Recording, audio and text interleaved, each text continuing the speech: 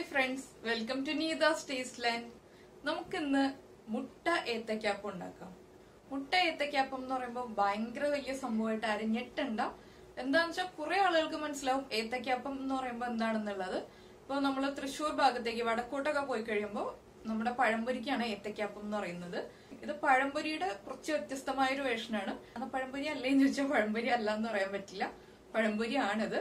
പക്ഷെ നമ്മൾ സാധാരണ പഴം പൊരിക്കുന്ന രീതിയിലല്ല ഇത് ചെയ്യുന്നത്. കുറച്ച് വ്യത്യാസമുണ്ട്, വളരെ ചെറിയ ചെറിയ വ്യത്യാസങ്ങളേ ഉള്ളൂ. പക്ഷെ ടേസ്റ്റില് പഴംപൊരിയേക്കാൾ ഒരു പടി മേലെ തന്നെയാണ്.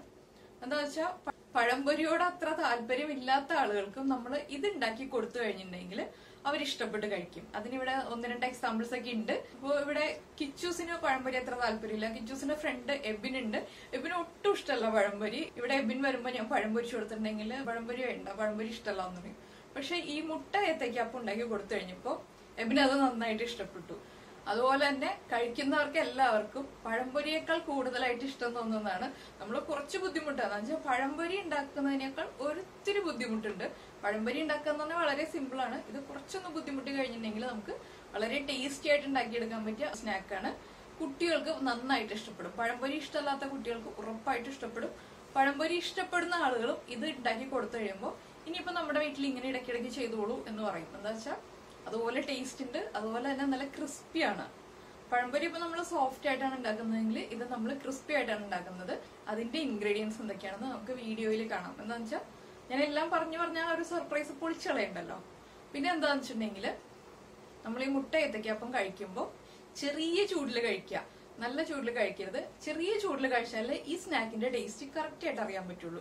ചില റെസിപ്പീസ് നമ്മൾ എടുത്തു പറയാറുണ്ട് ഇത് ചൂടോടുകൂടി തന്നെ കഴിക്കാന്ന്. ചില റെസിപ്പീസിൽ നമ്മൾ പറയാറുണ്ട് ഇത് ചെറുതായിട്ടൊന്ന് ചൂട് കുറഞ്ഞിട്ട് കഴിക്കാന്ന്. അപ്പൊ ഇതൊന്ന് ചൂട് ചെറുതായിട്ടൊന്ന് കുറഞ്ഞു കഴിയുമ്പോൾ കഴിക്കേണ്ട റെസിപ്പിയാണ്. അതുപോലെ തന്നെ നമ്മുടെ ചാനൽ സബ്സ്ക്രൈബ് ചെയ്യാത്ത ആളുകൾ ഒന്ന് സബ്സ്ക്രൈബ് ചെയ്യുക. സബ്സ്ക്രൈബ് ചെയ്യാന്ന് പറയുന്നത് എന്താന്ന് വെച്ചാല് സാധാരണ ഞാൻ അങ്ങനെ പറയാറില്ല. വീഡിയോ ചെയ്യുമ്പോൾ ചിലപ്പോൾ പറയാറുണ്ട്, എപ്പോഴും പറയാറില്ല. ഇതിപ്പോ എന്താ പറയാൻ കാരണം എന്ന് വെച്ചിട്ടുണ്ടെങ്കിൽ കുറെ ആളുകൾക്ക് എങ്ങനെയാണ് സബ്സ്ക്രൈബ് ചെയ്യേണ്ടതെന്ന് അറിയില്ല. അത് അറിയാത്തത് കൊണ്ടാണ് കേട്ടോ ഞാനിപ്പോ ഇങ്ങനെ പറഞ്ഞു വരുന്നത്. ചില ആളുകൾക്ക് അറിയില്ല. അതുപോലെ തന്നെ ആളുകൾ വിചാരിക്കുന്നത്, കുറച്ച് ആളുകളൊക്കെ വിചാരിക്കുന്നത് ഇപ്പൊ നമ്മൾ സബ്സ്ക്രൈബ് ചെയ്യുകയാണെങ്കിൽ പൈസ ചിലവാക്കിയാലേ സബ്സ്ക്രൈബ് ചെയ്യാൻ പറ്റുള്ളൂ എന്നൊരു, അത് അറിയാത്തത് കൊണ്ട് അവർക്ക് അങ്ങനെ ഒരു ചിന്തയുണ്ട്. അപ്പൊ അത് അറിയാത്ത ആളുകൾക്ക് വേണ്ടിയിട്ടാണ് ഞാൻ പറയുന്നത്. ഇപ്പൊ പുതിയതായിട്ട് വീഡിയോ കാണുന്ന ആളുകൾ വീഡിയോ കാണുന്നുണ്ട്, ലൈക്ക് ചെയ്യുന്നുണ്ട്, പക്ഷെ അത് സബ്സ്ക്രൈബ് ചെയ്തിട്ടുണ്ടാവില്ല. ഇപ്പൊ നമ്മുടെ പ്രോഗ്രാം അല്ല, ഏത് പ്രോഗ്രാം നമുക്ക് ഇഷ്ടപ്പെട്ട ഏത് പ്രോഗ്രാം നമ്മൾ യൂട്യൂബിൽ കാണുകയാണെങ്കിൽ ആ പ്രോഗ്രാം വീണ്ടും അവർ ചെയ്യുന്ന വീണ്ടും അടുത്തടുത്ത പ്രോഗ്രാമുകൾ കാണണം എന്നുണ്ടെങ്കിൽ നമ്മൾ സബ്സ്ക്രൈബ് ചെയ്യുക. സബ്സ്ക്രൈബ് എന്നുള്ള ആ ഒരു ചെറിയ ബോക്സ് ഉണ്ടല്ലോ, ആ ബോക്സിൽ ക്ലിക്ക് ചെയ്യുമ്പോൾ അതിന്റെ റൈറ്റ് സൈഡിൽ ഒരു ബെൽ ഐക്കൺ തെളിഞ്ഞു വരും. അതിലും കൂടി നമ്മളൊന്ന് പ്രസ് ചെയ്ത് കൊടുത്താൽ മാത്രമേ, ഒന്ന് ക്ലിക്ക് ചെയ്ത് കൊടുത്താൽ മാത്രമേ നമുക്ക് അവര് പുതിയ പുതിയ വീഡിയോകൾ ഇടുമ്പോൾ നമുക്ക് ഉടനെ തന്നെ അറിയാൻ പറ്റും പുതിയ വീഡിയോ വന്നിട്ടുണ്ടെന്നുള്ളത്. അപ്പോ സബ്സ്ക്രൈബ് ചെയ്യാൻ എന്ന് പറയുന്നത് എന്താന്ന് വെച്ചാല് നമ്മുടെ പ്രോഗ്രാം കുക്കിംഗ് കണ്ട് ഇഷ്ടപ്പെട്ട ആളുകളാണെങ്കിൽ അടുത്ത ദിവസത്തെ കുക്കിംഗ് കാണണം എന്നുണ്ടെങ്കിൽ നമ്മുടെ പുതിയ വീഡിയോ വരുന്നുണ്ടോ എങ്ങനെയാണെന്ന് അറിയാൻ പറ്റില്ലല്ലോ. എല്ലാരും സമയം ഓർത്തിരിക്കില്ല. അതുപോലെ തന്നെ ഇപ്പൊ വീഡിയോ ഉണ്ടോന്ന് ഇടയ്ക്കിടയ്ക്ക് നമ്മള് ഇപ്പൊ ഫോണിലാണ് നോക്കുന്നതെങ്കിൽ ഫോണിൽ നോക്കണമെന്നില്ല. നമുക്ക് ആ ഒരു മെസ്സേജ്, നോട്ടിഫിക്കേഷൻ എന്ന് പറഞ്ഞ ഒരു മെസ്സേജ് ആണ്, പുതിയ വീഡിയോ വന്നിട്ടുണ്ടെന്നുള്ള ഒരു മെസ്സേജ് ആണ് നോട്ടിഫിക്കേഷൻ എന്ന് പറഞ്ഞ് വരുന്നത്. അപ്പൊ ആ നോട്ടിഫിക്കേഷൻ വരണം എന്നുണ്ടെങ്കിൽ നമ്മൾ സബ്സ്ക്രൈബ് എന്നുള്ള ആ ഒരു ബോക്സിൽ ക്ലിക്ക് ചെയ്യുന്നതിന്റെ ഒപ്പം തന്നെ ആ ബോക്സിന്റെ റൈറ്റ് സൈഡിൽ കാണുന്ന ബെൽ ഐക്കണിലും കൂടി ക്ലിക്ക് ചെയ്യുക. അങ്ങനെ ആവുമ്പോഴേ പുതിയ പുതിയ വീഡിയോകൾ എല്ലാ ദിവസവും ചെയ്യുമ്പോൾ അത് ഉടനെ തന്നെ അറിയാൻ പറ്റുള്ളൂ. അതുകൊണ്ടാണ് ഞാൻ ഇത്ര വിശദമായിട്ട് പറഞ്ഞത്, സബ്സ്ക്രൈബ് ചെയ്യാന്നുള്ള കാര്യവും പറഞ്ഞത്. അപ്പൊ സബ്സ്ക്രൈബ് ചെയ്യാത്ത ആളുകൾ സബ്സ്ക്രൈബ് ചെയ്യുക, അതിന് പൈസ ഒന്നും ചിലവില്ല. ഇനി ആ ഒരു തെറ്റിദ്ധാരണ വേണ്ടല്ലോ എന്ന് വെച്ചിട്ടാണ് ഇത്രയും എക്സ്പ്ലെയിൻ ചെയ്ത് പറഞ്ഞത്. ഇല്ലെങ്കിൽ ഞാനത് ഷോർട്ടായിട്ട് എപ്പോഴും ഒന്ന് സബ്സ്ക്രൈബ് ചെയ്യാന്ന് പറയാറേ ഉള്ളൂ. ബാക്കി വിശേഷങ്ങളൊക്കെ മാറ്റി വെച്ചിട്ട് നമ്മുടെ മുട്ട ഏത്തക്കാപ്പം റെഡിയാക്കാം.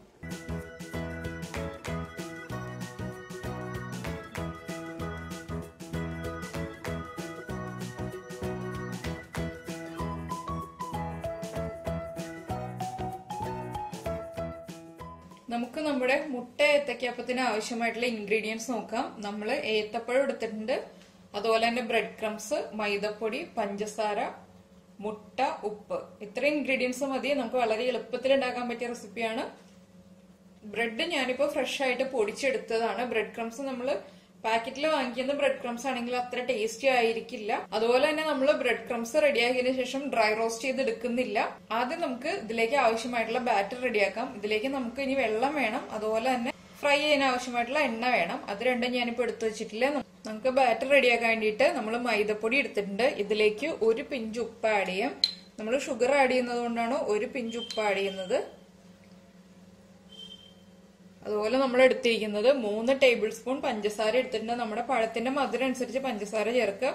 ഞാനിപ്പോ 2 ടേബിൾ സ്പൂൺ ചേർത്തിട്ടുണ്ട്. 1 ടേബിൾ സ്പൂൺ ഈ പഴം കട്ട് ചെയ്തിട്ട് മധുരം നോക്കിയതിന് ശേഷമേ ചേർക്കുന്നുള്ളൂ. അതുപോലെ തന്നെ നമ്മൾ എടുത്തിട്ടുള്ളത് ഇനി മുട്ടയാണ്. മുട്ട നമുക്ക് ഇതിലേക്ക് ചേർക്കാം.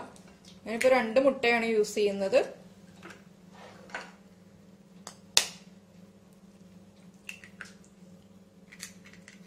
ഇനി ഇത് നമുക്ക് നന്നായി മിക്സ് ചെയ്യാം. അതിനുശേഷം മാത്രം നമുക്ക് വെള്ളം ചേർക്കാം.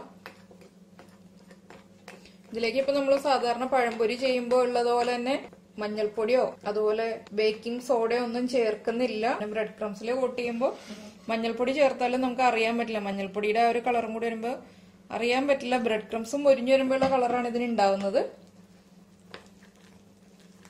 നമ്മൾ പഴംപൊരിയുടെ ബാറ്റർ റെഡിയാക്കുന്ന പോലെ തിക്കായിട്ടല്ല, കുറച്ച് ലൂസായിട്ട് വെള്ളം ചേർത്ത് മിക്സ് ചെയ്തെടുക്കുക. നമ്മളിപ്പോ നമ്മുടെ ബാറ്റർ റെഡിയാക്കി എടുത്തു.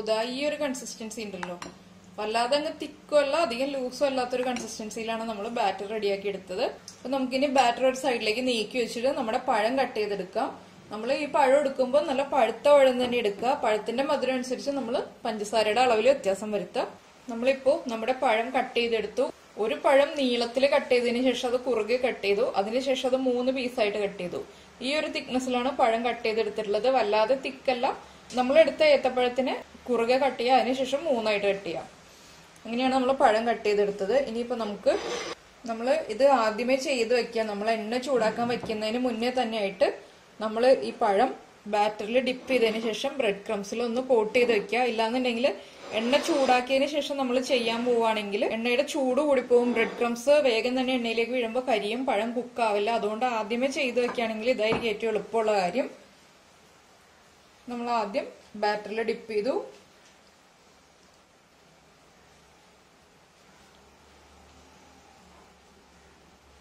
വേഗം തന്നെ ബ്രെഡ് ക്രംസിൽ കവർ ചെയ്തെടുക്കുക. 1 കോട്ടിംഗ് മതി, 2 കോട്ടിംഗ് വേണ്ട. പഴത്തിന്റെ എല്ലാ ഭാഗത്തേക്കും ബ്രെഡ് ആയി വരാതെ ആ രീതിയിൽ കോട്ട് ചെയ്തെടുക്കുക. ഇത് കണ്ടോ, ഇതുപോലെ നമ്മൾ പഴം കോട്ട് ചെയ്തെടുക്കുക. പഴത്തിൽ ബ്രെഡ് ക്രംസ് നന്നായി കവർ ആയി വരണം. ഇതുപോലെ നമുക്ക് ബാക്കിയുള്ള ഓരോ പഴത്തിന്റെ സ്ലൈസും കോട്ട് ചെയ്തെടുക്കാം. ആദ്യം ബാറ്ററിൽ ഡിപ്പ് ചെയ്യുക. അപ്പൊ ബാറ്ററിന്റെ തിക്നെസ് കുറഞ്ഞു പോവുകയാണെങ്കിൽ കറക്റ്റ് ആയിട്ട് പഴത്തിലേക്ക് നമ്മുടെ ബ്രെഡ് ക്രംസ് പിടിക്കില്ല. അപ്പൊ ബാറ്ററിന്റെ തിക്നെസ് നമ്മൾ ശ്രദ്ധിക്കുക. ബാറ്ററിന്റെ തിക്നെസ് കുറഞ്ഞും പോകരുത്. ഇതുപോലെ നമുക്ക് എല്ലാ പഴവും കോട്ട് ചെയ്തെടുക്കാം.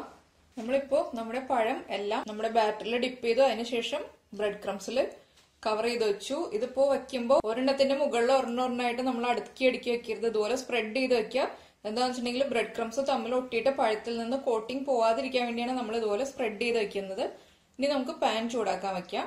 നമ്മളിപ്പോ എണ്ണ ചൂടാക്കാൻ വെച്ചിട്ട് എണ്ണ നന്നായിട്ട് ചൂടായിട്ടുണ്ട്. നമുക്ക് ഇതിലേക്ക് നമ്മൾ റെഡിയാക്കി വെച്ചിരിക്കുന്ന ഓരോ പഴമായിട്ട് എടുത്തിട്ട് കൊടുക്കുക. പതുക്കെ ഇടുക. ഇപ്പൊ നമ്മൾ ഇതുപോലെ വൈഡ് ആയിട്ടുള്ള ഒരു പാനിൽ തന്നെ ഫ്രൈ ചെയ്യുന്നതാണ് നല്ലത്, ചീനച്ചട്ടിയിൽ ഫ്രൈ ചെയ്യുന്നതിനേക്കാൾ. എന്താന്ന് വെച്ചിട്ടുണ്ടെങ്കിൽ നമുക്ക് ഇടാൻ എളുപ്പം ഇതുപോലെയുള്ള പാനിലേക്കായിരിക്കും പഴം എടുത്ത് വെച്ചു കൊടുക്കാൻ ഈസി ആയിട്ടുള്ളത്.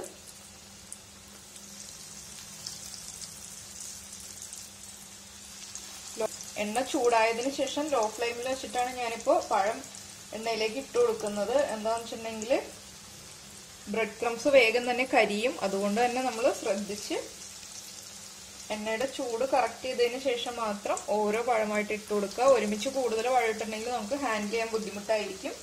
ഒരു സൈഡ് ഒന്ന് ഫ്രൈ ആയി വരട്ടെ.